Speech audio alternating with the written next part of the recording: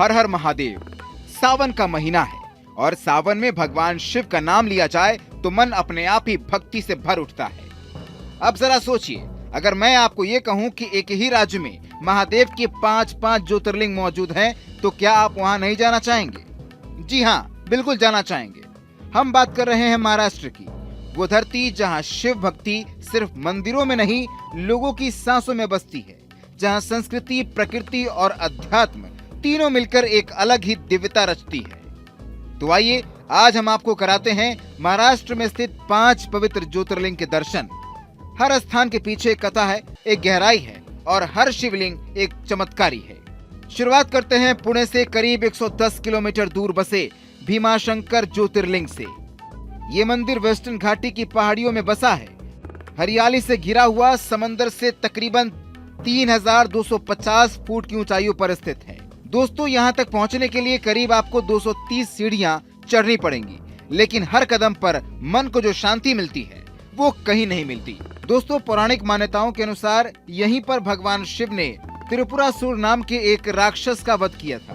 तभी से शिव यहाँ भीमाशंकर के नाम से पूजे जाते हैं। ये मंदिर सिर्फ श्रद्धा का नहीं, प्रकृति और शक्ति का भी प्रतीक है। मंदिर खुलने का समय सुबह 4:30 बजे से रात के 9:30 बजे तक है। दर्शन का समय सुबह 5 बजे से शुरू हो जाता है। अब बात करते हैं नासिक के पास बसे गांव त्र्यंबकम की। यहाँ है त्र्यंबकेश्वर ज्योतिर्लिंग, जो कुछ मामलों में सबसे अनोखा है। क्यों? क्योंकि यहाँ जो शिवलिंग है वो 3 मुख वाला है। 3 चेहरों में से एक ब्रह्मा का है, एक विष्णु का और एक शिव का प्रतीक माना जाता है। यानी एक ऐसा स्थान है जहाँ त्रिदेवों का वास है। इसके अलावा गोदावरी नदी भी यहीं से निकलती है, जिसे दक्षिण में गंगा कहा जाता है। यहाँ का शिवलिंग स्वयंभू है, यानी उसे किसी ने स्थापित नहीं किया, वो खुद धरती पर प्रकट हुआ है। यहाँ पे दर्शन का समय है सुबह 5:30 बजे से रात के 9 बजे तक। अब चलते हैं औरंगाबाद के पास स्थित घृष्णेश्वर ज्योतिर्लिंग की ओर। ये मंदिर एलोरा गुफाओं के बिल्कुल पास है और यही है 12वां और अंतिम ज्योतिर्लिंग। माना जाता है कि यह मंदिर लगभग 3000 साल पुराना है।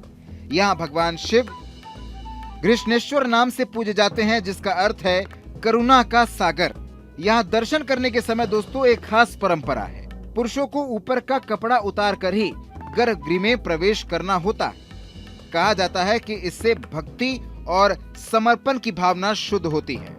मंदिर सुबह 4 बजे खुलता है और 10 बजे बंद हो जाता है। अब बारी है हिंगोली जिले की, जहां स्थित है औधा नागनाथ ज्योतिर्लिंग। ये मंदिर न सिर्फ प्राचीन है बल्कि महाभारत काल से जुड़ा हुआ माना जाता है। कहा जाता है कि जब पांडव वनवास में थे तब उन्होंने इस मंदिर का निर्माण कराया था। यहाँ के शिवलिंग को कई मान्यताओं में मूल नागेश्वर ज्योतिर्लिंग भी कहा जाता है। इस स्थान की खास बात यह है दोस्तों कि यहाँ की भक्ति वातावरण में घुल जाती है। दूर दूर से लोग अपने जीवन के संकट दूर करने यहाँ पर आते हैं। यहाँ दर्शन करने का समय सुबह 4 बजे से रात के 9 बजे तक है। और अब आता है आखिर स्थल, परली वैजनाथ मंदिर। ये मंदिर बीड जिले में स्थित है और इसे अक्सर वैद्यनाथ भी कहा जाता है। क्यों? क्योंकि वैद्य यानी डॉक्टर, और ऐसा माना जाता है कि यहाँ भगवान शिव की पूजा करने से रोग और दुख मिट जाते हैं। पौराणिक कथा के अनुसार रावण इस शिवलिंग को लंका से ले जाना चाहता था, लेकिन ये लिंग यहीं पर स्थापित हो गया और शिव ने यहीं अपना निवास चुन लिया। हालांकि झारखंड के देवघर स्थित वैद्यनाथ मंदिर में भी इसी प्रकार का दावा किया जाता है। तो साथियों, महाराष्ट्र के 5 शिव धाम सिर्फ मंदिर नहीं, ये वो 5 शक्तिपीठ हैं जहां भगवान शिव अलग अलग स्वरूपों में विराजमान है। अलग अलग कहानियों और संदेशों के साथ यहाँ पर मौजूद है। अगर आप महाराष्ट्र घूमने जा रहे हैं तो इन स्थानों को अपनी यात्रा में जरूर शामिल करें। इस वीडियो में दी गई जानकारी केवल पौराणिक मान्यताओं, धार्मिक विश्वासों और ज्योतिषीय तथ्यों पर आधारित है। स्तुति इनकी पुष्टि नहीं करता। किसी भी उपाय को अपनाने से पहले संबंधित विशेषज्ञ से सलाह जरूर लें।